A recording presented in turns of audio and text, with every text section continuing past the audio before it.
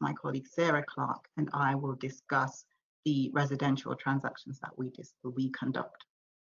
So the residential transactions, it varies, and this includes sales, standard purchases, auctions, mortgages, stroke remortgages, transfers of equities, right to buy purchases, help to buy purchases, shared ownership purchases, new build purchases, and buyback. I will discuss the first 5 and allow my colleague Sarah to discuss the others. So in terms of the sales, you will typically begin the process by appointing an agent who will market the property and help you to find a buyer.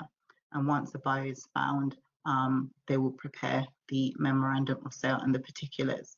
Now, you as a seller will start by, or the next thing you'd want to do is to instruct solicitors. So you'll call and make inquiries. At Anthony Gold, you will typically, the first contact you make will be with a lawyer who will typically have conduct of your transaction. You can raise your inquiries by phone, by email, or by our website. Either way, we will provide you, or aim to provide you with a quote within 30 minutes to an hour. With the quote, we will send you a helpful guide that will talk to you about, or tell you about what information we need from you and what we're going to do. It also explains the exchange and completion processes and provides a useful moving checklist as well for you to refer to. When you instruct us, we'll ask you to provide us with your ID documents, and we'll use that to open your file. We'll then send you our retainer letter with the terms of business and a pack of documents for you to complete and return to us.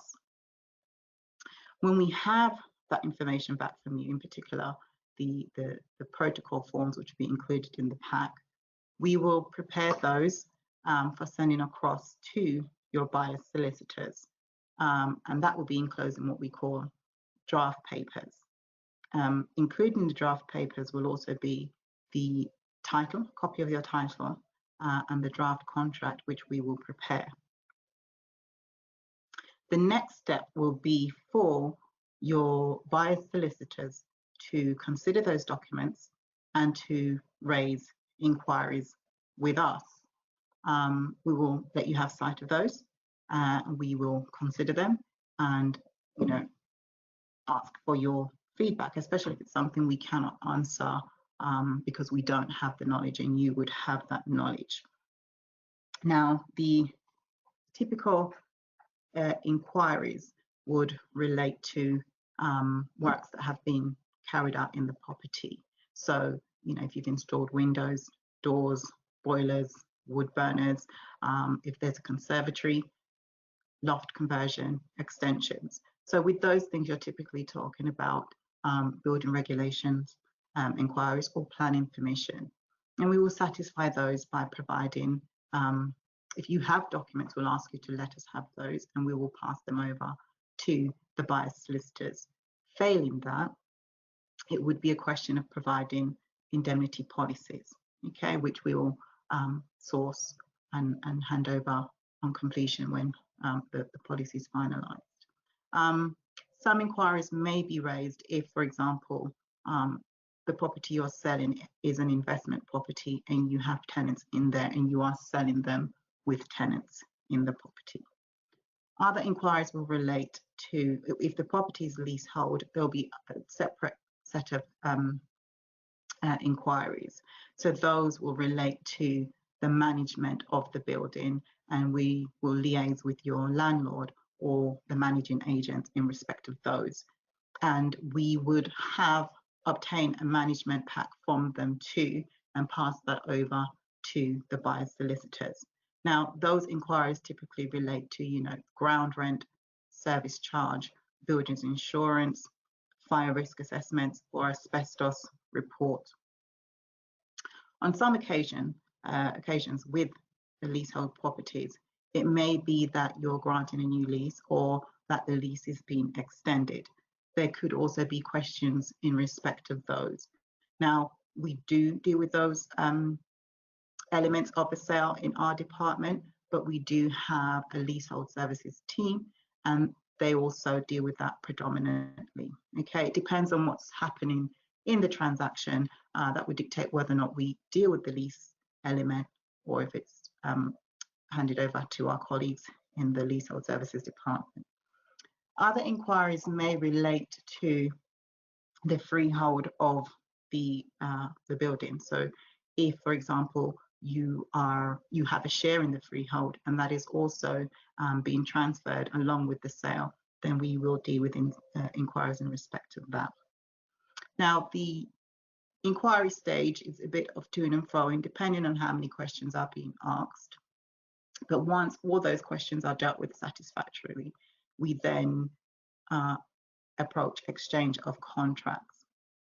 So the buyer's happy, the seller's happy, we exchange contracts, which means that we enter into a legally binding agreement. So as the seller, you would be agreeing to sell, and as the buyer's agreeing to buy. Now, the party who fails to complete on the agreed completion date will be in breach of contract and will be liable to compensation, which is effectively interest. There are other remedies, and this could include a buyer losing their 10% deposit, which they would have paid to their solicitors prior to exchange of contracts. With regards to post-exchange, we will prepare a statement of account and send that to you, and that will basically deal with monies that have come in and monies that are going out. And we will also send you any documents that need to be signed prior to completion. That is typically the transfer deed, which is a document that will eventually be sent to the land registry by the buyer's solicitors to change the ownership of the property. Okay.